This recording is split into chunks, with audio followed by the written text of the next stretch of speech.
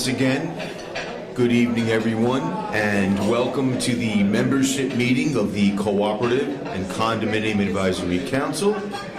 I am Jeff Hanley, Associate Executive Director of the CCAC and its parent organization, the Building and Realty Institute. We thank you all for attending, and those thanks come from our Executive Director, Albert Annunziata, as well as Diana Verrill, Chair of the CCAC, and CCAC co-chairs Jane Curtis and Angelo Ponzi.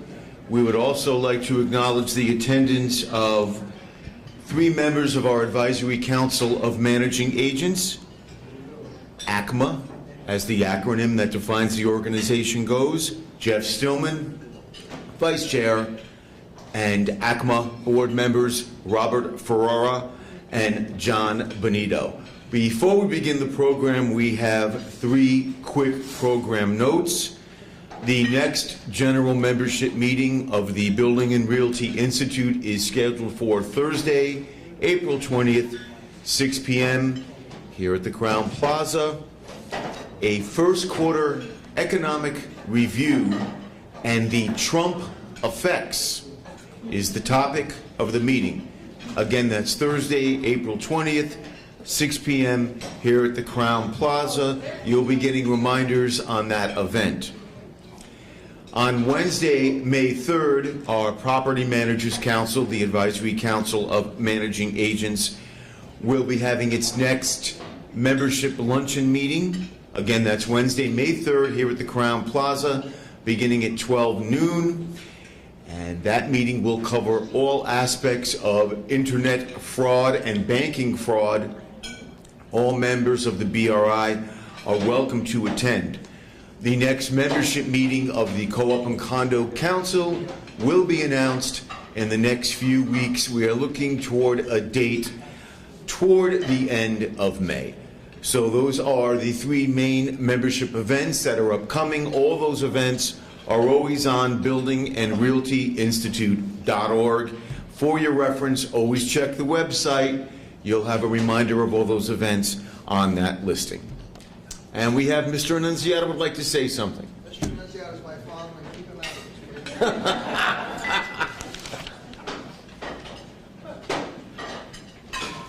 I would also like to add, as I did at the last meeting of the CCAC and our other component meetings, we've been having a very vigorous and rigorous response to our membership drive. Maggie Collins, our Director of Membership, has slipped me my usual $20 to make this announcement. That all of you, whether you be a co-op or condo board, member, director, property manager, or professional supplier or service firm, you all have your various circles of influence and circles that you do business in. And if you know that very special contractor or subcontractor or terrific excavator or a fantastic remodeler or interior designer, kitchen or lobby designer, please let either Maggie or Jeff or me know. Good people, I'm convinced of this. I have to remind myself of this every day, but I am convinced of it, that good people, like you all here, attract good people. And you work with good people. And conversely, you know the good apples from the bad apples. So we don't want any of the bad apples, but we would like the good apples. And all of you know who they are. We don't. You have your own business circles.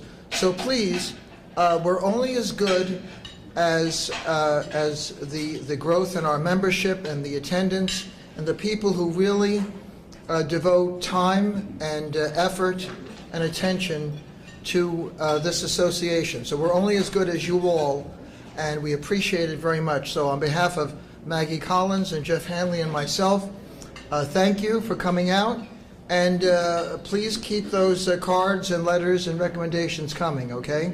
Thank you very much.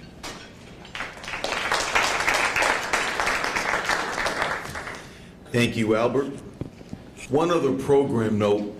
Once again, we would like to acknowledge the event sponsorship of Levitt Fuirst Associates, which, as many of you know, is the insurance manager for our Co-op and Condo Council, as well as the Building and Realty Institute. Once again, many, many thanks to Levitt Fuirst for their sponsorship efforts. We very much appreciate those efforts. Tonight's meeting, all you should know about maintaining and operating your swimming pool at your building or complex. We had a lengthy discussion on this topic at the January 4th Board of Directors meeting of our Co-op and Condo Council. One of our board members, Kathleen Jensen Graham, and her board have had a series of very, very strenuous and difficult experiences related to the renovations of the swimming pool complex at their facility. So our first speaker, Kathleen Jensen Graham, will give us an overview on those unfortunate and time-consuming troubles. Kathleen, as I mentioned, is a board member of the Co-op and Condo Council. She is treasurer and chief financial officer of Hilltop Terrace Co-op in New Rochelle, which of course is a member of the CCAC. Please welcome Kathleen Jensen Graham. And as chief financial officer, she's also now broke. Building a new pool is a really expensive, and you must invest an awful lot of time in it. It's really important that you know who it is that you're hiring, because our sad story started in December of 2010 when we retained our first engineer, who drew up plans, brought us the plans back from his meetings with the Department of Health, redlined, made changes, redrew plans, and we kept saying, a year has gone by, 2 years has gone by. Is there any movement on this? And he said, no. I said, well, we can call in some political help. We have connections. Oh, no, they'll put you to the bottom of the pile if you do that. I said, well, why don't I call, as the owner, call the Department of Health? And he said, that wouldn't be a good idea to do that. Well, finally, in September of 13, I did call the Department of Health, who wanted to know who I was. They had never heard of us. There was no application. There had been no meetings. So we were starting from scratch all over again. And you'll hear later from Frank Sabatini, who we were lucky enough to contract as our engineer. Building in a co-op or in any apartment community is, I had reached out to the Department of Justice before we started this project to find out if we were indeed a community pool, because we're a private residential community. Department of Justice does not consider co-ops, apartments, and condos community pools. However, they're trumped by New York State. So you become subject to all of these regulations that, on one hand, you understand their safety regulations, their ADA regulations, but on the other hand, they can become time-consuming in getting your approvals and extremely expensive. I mean, we live in a residential community where everybody's apartment is within 500 feet, but you have to have very specific bathrooms.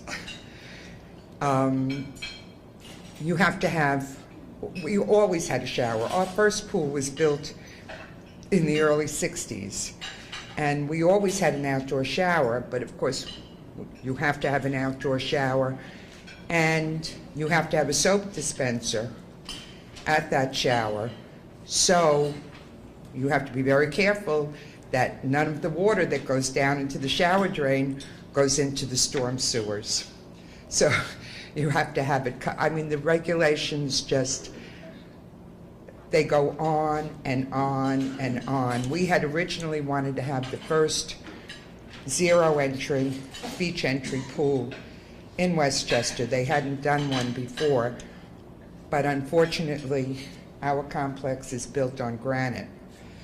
And when the pool was originally put in, it was just fine that the overhead electrical wires were 15 feet from the pool.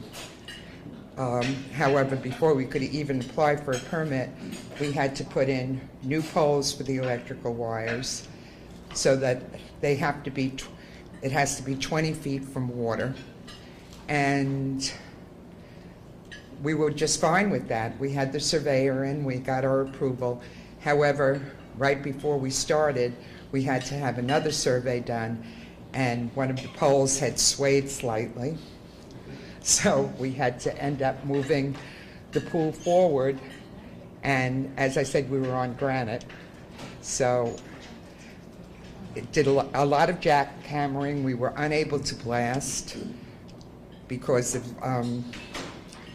the granite underneath and buildings on either side of it. So that was very, very expensive. Demolishing the old pool is expensive. Permits, Department of Health, not too bad. That was only $690.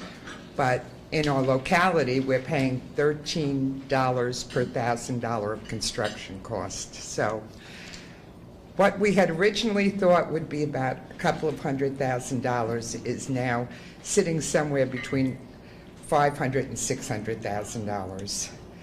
And a lot of it, I have to say, is on regulation. And a lot of the time that we've had to put in waiting for approvals. And Frank is very good at working with public officials, but, you know, you're not the only game in town, and they're not going to rush things through. So it takes an awful long time. My advice, this would be the last pool I'll ever be involved in, but my advice would be go with a liner if you can. The new regulations are killer. I mean, there were no setbacks when our pool was originally put in. And now, because we're going with Trex decking, which is more than, Frank, I believe it's 18 inches off the ground. If it's 18 inches off the ground, we had to have a 30-foot setback. So we have Trex decking, and then we have ramps going down to a lower deck so that we can be only 10 feet off the golf course that's next door to us. So it's very, very work intensive. It's very time intensive. It's very, very expensive. But hopefully, as Frank says, we will be swimming this summer. We better be, because our shareholders are ready to lynch us. They would much prefer, we took out the old pool 2 years ago because it was leaking and we couldn't find the source of the leak. And I think they'd rather me say that we were going to turn off the boilers during the winter than we were going to close the pool in the summer. So if they're not swimming by Memorial Day, we're in very big trouble. Thank you for your time and listening to our sad story.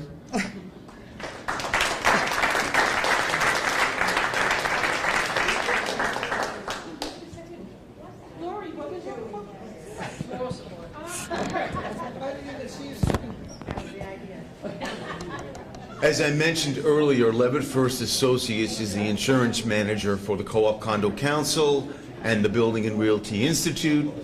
Tonight, Ken Fuirst, co-president of Levitt Fuirst, will give us an overview on what boards of co-ops and condos should keep in mind when they do have swimming facilities at their complexes. Please welcome Ken Fuirst.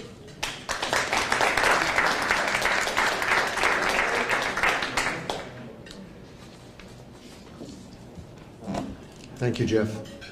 Before we talk about the pools, I mean, hearing that, sad story, it just brings home that forgetting about the insurance in reference to pools just reminds you as a board member to make sure that you have the proper amount of directors and officers insurance, because if that pool's not open by Memorial Day, you know there are going to be lawsuits flying and the board members want to be properly protected. So make sure that your review it with your property manager, make sure you have limits that are proper, that your umbrella follows your directors and officers insurance, and that everything is good in that direction. I just, I left out a fact sheet for you. I really don't have that much to say in reference to the pools. Obviously, pools are one of your biggest, next to the snow plowing, pools are probably your next biggest exposure for lawsuits. So, it's critical that your building is in one of the larger umbrella programs so that you have $50, $100 million of protection. God forbid there's a party at night and someone drowns. God forbid that if something happens and you get brought into it. It's critical that you have enough umbrella protection.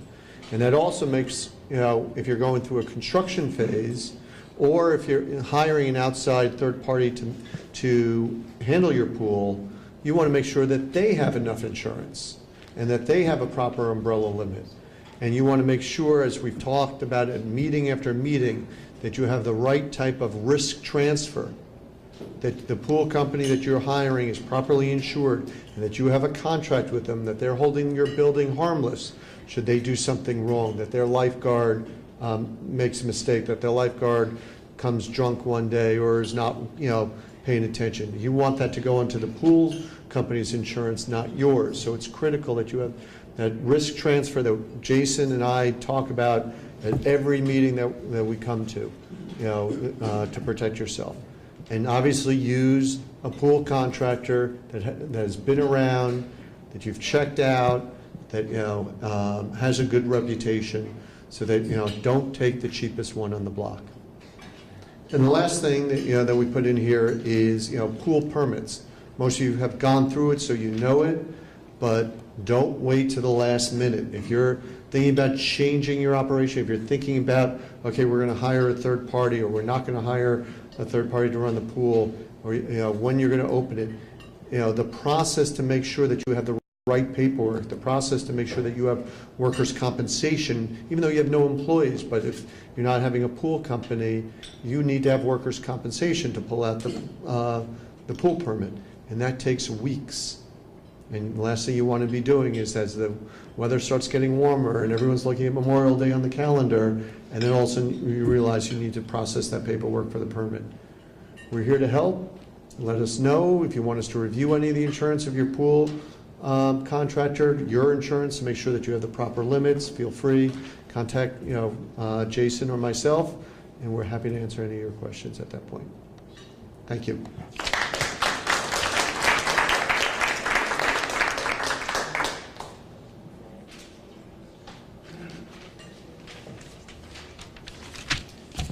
Thank you, Ken.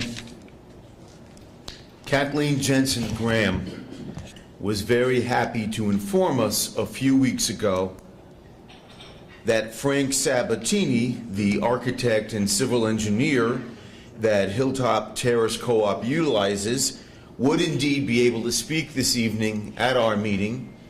Frank actually left, I believe it might have been the West Coast last night, and flew across the country and is here tonight despite that long trip. So that's what I call a team player. Absolutely. Frank Sabatini is an architect, as I mentioned, and a civil engineer, and Kathleen's co-op, Hilltop Terrace, has utilized him for a number of its situations at the New Rochelle-based co-op. Please welcome Frank A. Sabatini.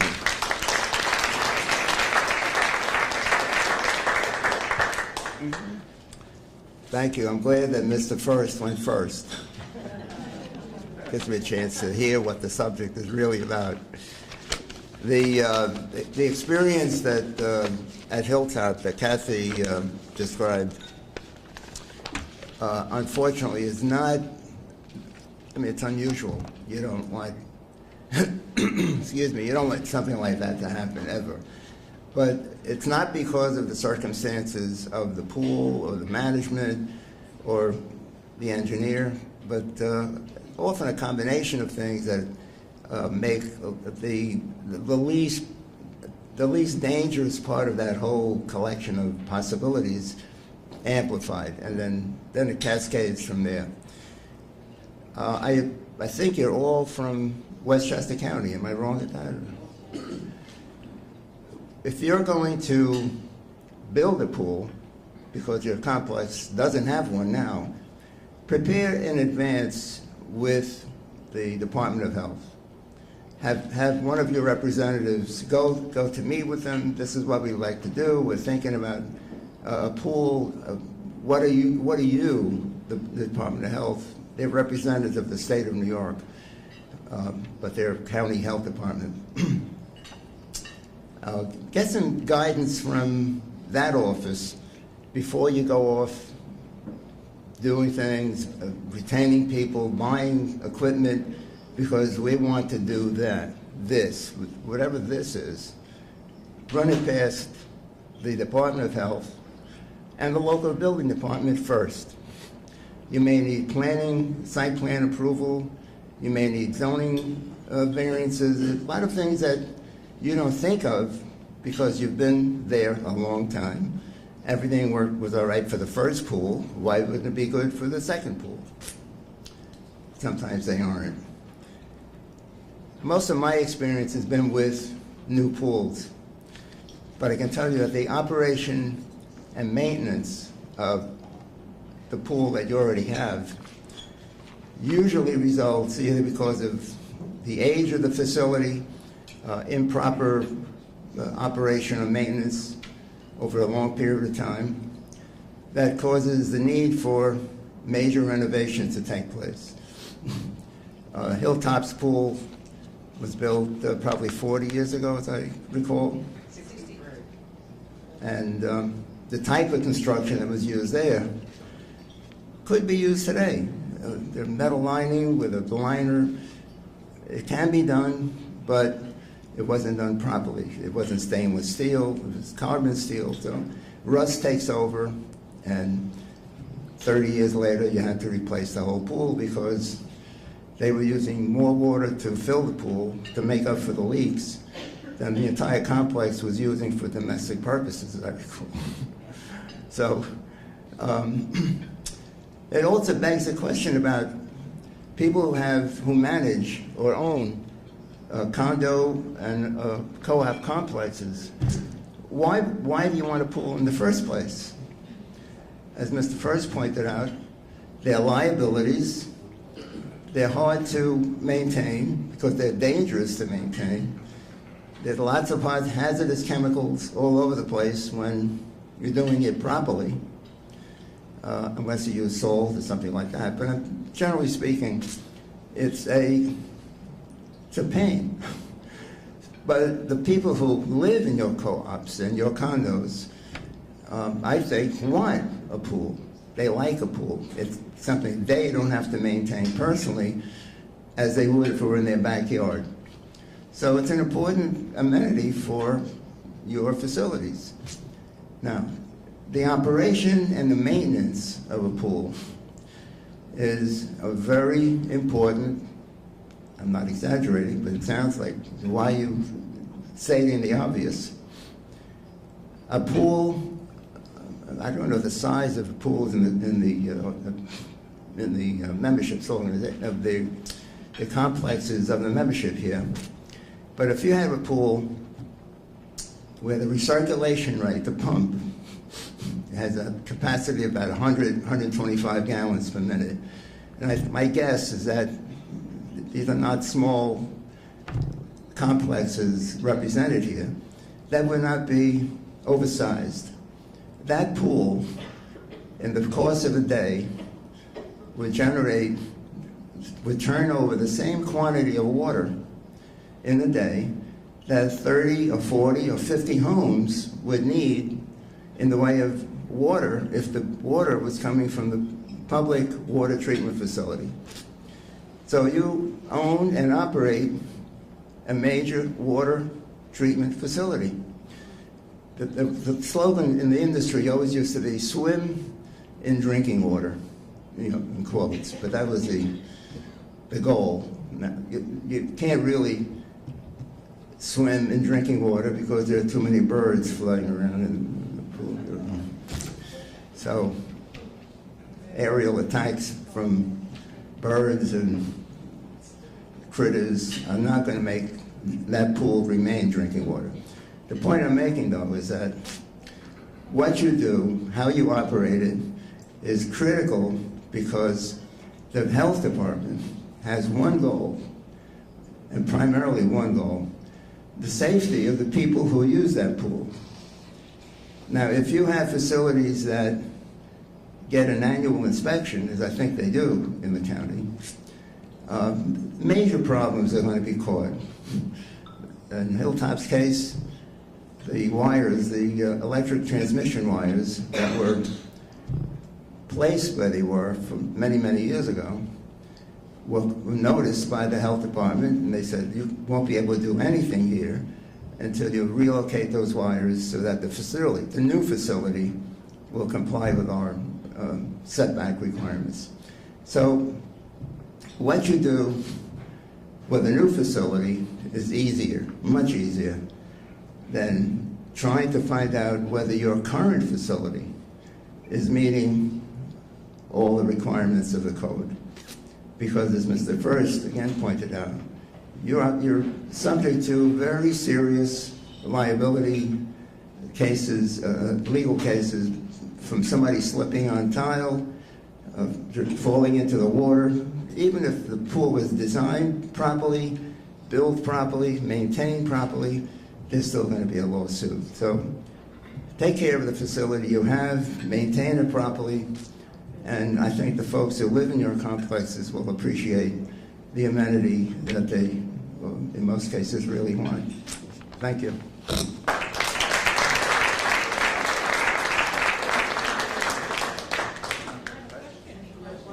Frank, thanks very much. Do we have questions? Pet Conover from the CCAC board.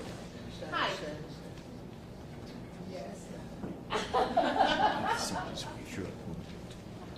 The 5-foot rule from the water, is it from the coping or from the water? It used to be, my understanding was from the front of the coping, the pool side of the coping. And then it changed to the water side at the wall of the pool. And now, in Westchester County, it's 5 feet from the back of the precast coping, if in fact you're using a precast coping. So it's changed over the years. So to be on the safe side, if you're talking about a new pool, figure 6 feet from the water face to the edge of the 5-foot deck of the used to be the 5-foot deck. The 6 feet from the water surface at the wall to the back of the deck surrounding the pool, if that in fact is all you're going to build. You may be building a 10-foot deck, so no problem. Can you explain what the 5-foot rule originally was? I'm not familiar with that. The so-called, Frank, Sure. excuse me, I have to insist on this because sometimes the sound doesn't travel. I'll repeat the question. Repeat the question and Sure. just remember to stand and ask the question. I don't want to say the gentleman, what's your name? Lou. Lou asked, what was the origin of the so-called 5-foot rule? It was, pardon me? What is it? I'm not Oh, familiar. all right. The origin of the 5-foot rule, as it's called, was primarily the safety that I referred to earlier. The theory being that if there's somebody in distress in the pool, a child, an adult, needs help, and they're near the wall, somebody can come to the wall within that 5 feet, or 2 people, or 3 people, and help that person get out of the water. That's it. They want that 5 feet to do it. You can't put lounges there. You can't put chairs there. It's all safety. And it Now, can't now, have tricks. now to my original question. I understand that people are lining their pools today. When you line a pool, do you have to change the filtration system and the skimmers, or could you use the old type skimmers? You can use the old type if they're amenable to sealing properly between the liner and the body of the skimmer. I'm not sure they'll allow, they meaning now, as Kathy pointed out earlier, condos and co-op complexes are in fact considered to be community pools, And I'd see nothing in the code that allows for a liner on an existing pool as a repair over a concrete pool, for example. I don't think you could do it. Just to add to that, I know with our old pool, even if we were allowed to have a liner, I don't know what they're called, the drains in the bottom of our pool where had to be so many feet apart from each other, The main drains. and the old pool, it was too close together, Right. so we had no choice. What Dory is asking, for those in the bleachers back there, what Dory was asking was not asking, but pointing out that the main drains in an existing pool in the old days, meaning 2 years ago or 3 years ago, if you had a pool, a community pool, with one drain in it, the state, via the county health department, wouldn't let you open for that season unless you arranged with the health department to guarantee that you had in progress a contractor to replace the one drain, which may not be large enough, with two drains, and I'll give you the genesis of that. And they had to be a certain distance apart, a given minimum of 3 feet from edge of drain to edge of drain. The reason for that, about 5 or 6 years ago, I may be off on the time, but about 5 or 6 years ago, Jim Baker, who used to be Ronald Reagan's chief of staff, or maybe more than 5 years ago, but at any rate, his granddaughter drowned in a terrible accident in a pool because she was caught in the suction of a pump drawing through the main drain. It created a high velocity going through the openings in that undersized drain, and either because her hair or she was sucked down and held underwater and drowned. So, being Jim Baker, they passed a federal law that said, and they call it the Virginia Graham-Baker Act. Virginia Graham was the young girl that died. Any new pool had to have 2 drains so that anybody going underwater deliberately, sitting on a drain, wouldn't be held there because of the suction of the pump. The other drain would take care of getting the water back to the pump, so that wouldn't happen again. The separation distance is that if you put them too close, somebody tall enough, I guess, doesn't have to be a child, it can be an adult, can straddle and cover both drains. And then you repeat the accident and the tragedy that overcame the little girl. Jeffrey Stillman. Wasn't there also a death, many years ago, and they required now to put covers over those drains, cover over the drain? Say it again, Jeff. There was a death, it was either Connecticut or Westchester, about 6 or 7 years ago, I think. So, because someone sucked through the drain, I think a young child, so they required now to put a cover Over the drain? over the drain. No. Rating. I mean, there's a cover. It has Graham Baker, we all had to have the drains. No, but there was another law passed. That's the law that he's talking about. We had to have all the drains changed. Every drain had to be changed. Not replaced, Well- not 2 drains were replaced. No, you're right, and I'm going to support you, Jeff, because I think you may be right, but saying it the wrong way. It wasn't really a cover. If you had a pipe in the bottom of your pool that was the main drain, and it was large enough to carry the water back to the pump, that one pipe had to be rearranged so that both new drains came to a T, and that one pipe brought it back. But if you did have that one opening, that one pipe in the bottom of the pool, and a cover on it, a drain cover, the drain cover could be replaced and enlarged with a larger cover. So it wasn't a cover, so to speak, it was a new cover, a new drain over the same opening in the bottom of the pool. As long as the velocity of water coming through that new main drain was less than, say, 1.5 feet per second, the theory was that nobody would get stuck on one drain. They still want the other one. Any other questions?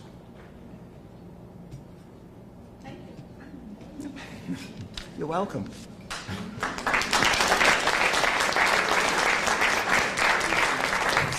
Many thanks to Kathleen Jensen Graham, Ken Fuirst, and Frank Sabatini for their presentations.